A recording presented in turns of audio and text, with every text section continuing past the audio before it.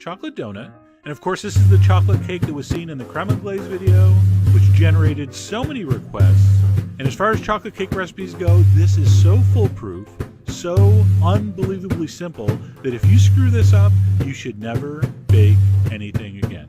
All right, so for step one, we're gonna get our dry ingredients together. You know those, they're the ingredients that aren't wet.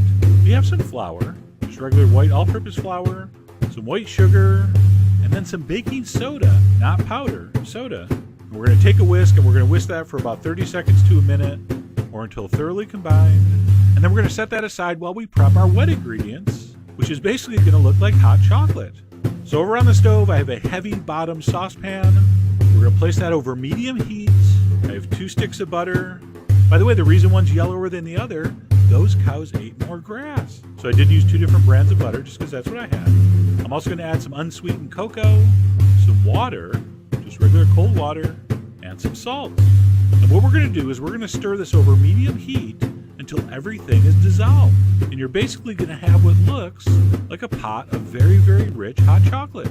And do yourself a favor, don't use a spatula. I just grabbed this because it was closer, and then I totally regretted it.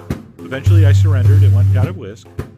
So very, very simple. Just keep stirring over medium heat until it starts to steam and everything is melted and it looks like that. And at that point, we're gonna mix it into our dry ingredients. So I want you to make a little well in the center. I want you to pour in about half and start to give that a nice, slow, careful stir. And I like to do half at a time here so it doesn't splash all over, because that will happen if you try to dump all this in at once. And the batter's gonna tell you when to add the other half because it will get really hard to stir. And that's just the batter telling you, dude, put the rest in. So we're gonna dump the other half of the chocolate mixture in there, and we're gonna stir that till combined. It's only gonna take like a minute.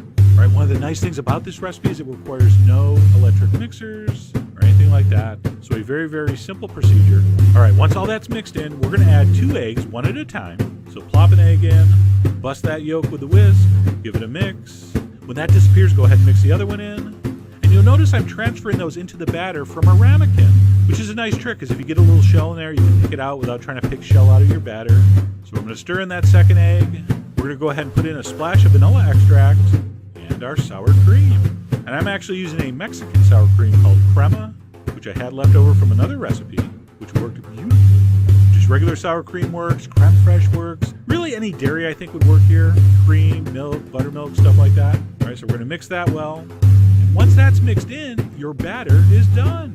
So at that point, we're gonna spray a silicone Bundt pan with some nonstick vegetable spray. I'm using silicone, you can use metal, works just about the same. By the way, some people like to use melted butter here and a little bit of flour. I just use the spray. Suit yourself. You are the boss of your Bundt buttering and or greasing, okay? Once that's greased up, we're gonna pour in our batter. And by the way, is it just me or is that thing in the middle kind of crooked? I'm not sure what that centerpiece is called. Is that the Bundt pylon? Is it the Bundt buoy?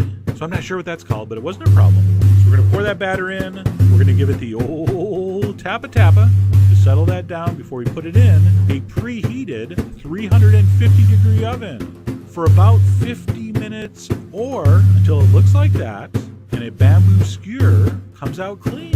And that one did. So what we want to do is let that cool for 15 minutes in the pan and then invert that onto a wire rack to cool all the way before we drizzle on our chocolate ganache, which is the next step, which is so incredibly simple. And you've seen this before. We've done this many times. You simply take some chopped up chocolate, you pour over some boiling heavy cream, you let it sit there for about a minute, and then you slowly stir it with a whisk. Man, does it look ugly when you start. And you're thinking, somehow I screwed this up.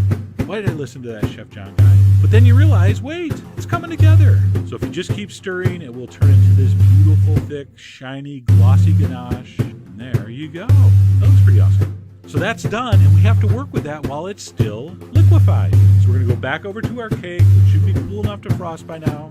We're gonna take a spoon, and we're gonna start drizzling and or spreading that chocolate ganache all over. Some people just like a few little measly drizzles. Other people like it completely coated. All right, I'm one of those people. So I like to really give it a nice thick coating.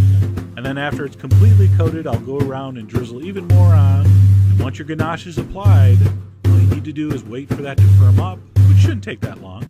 That would happen very quickly in the refrigerator if you want to refrigerate this, but even out at room temperature, probably a half hour and you'd be ready to slice. And then you probably have figured out the rest. Cut yourself a nice big hunk.